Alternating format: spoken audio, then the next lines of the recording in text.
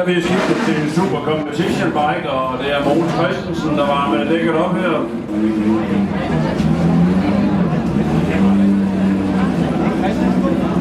Mogens Christensen har kørt 5,911 og fører denne klasse.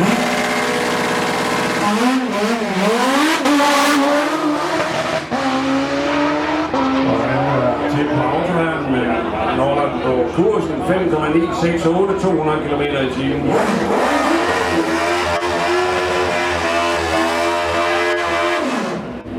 Og næste mand her i klassen, det er Dirk Lange fra Flensborg.